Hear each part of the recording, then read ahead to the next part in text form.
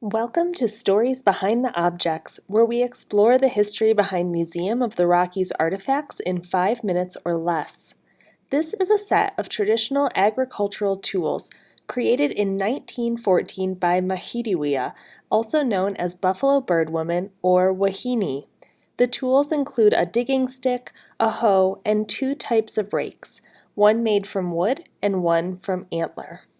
Maxi'diwiac was a Hidatsa Indian who was born around 1839 on the Knife River at the Sakakawea village in what is now known as North Dakota.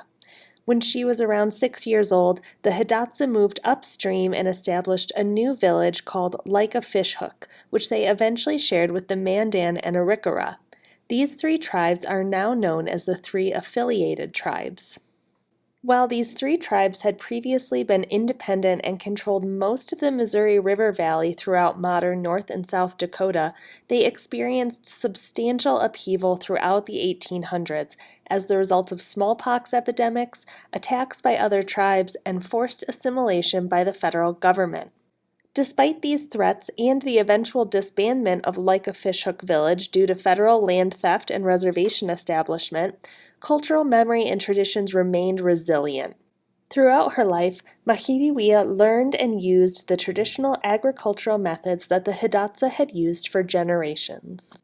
In a series of interviews with anthropologist Gilbert Wilson from 1906 to 1918, Maxi'diwiac shared agricultural methods, tribal history, and cultural practices related to the harvest. Her son, Edward Goodbird, served as her interpreter and also drew sketches to illustrate his mother's words.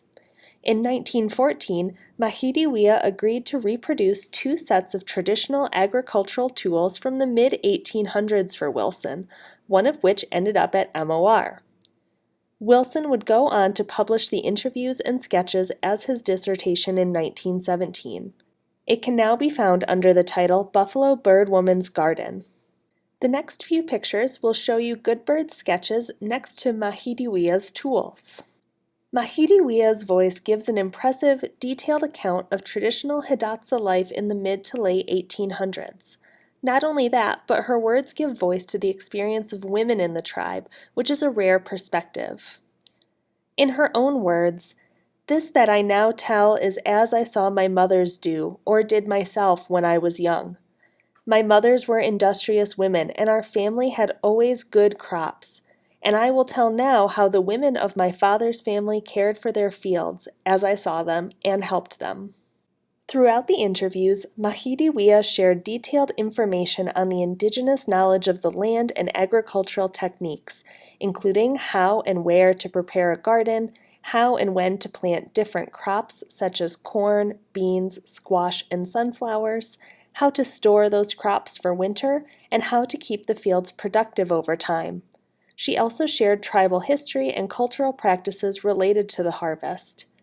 She also explains how these tools were made and the materials used to create them. She was an organic farmer way before organic farming was cool. The Hidatsa cultivated an understanding of the land over centuries and developed highly successful agricultural techniques specific to the land. To this day, the methodologies described by Maxi'diwiac continue to contribute to conversations around sustainability, stewardship, and the importance of Indigenous ecological knowledge.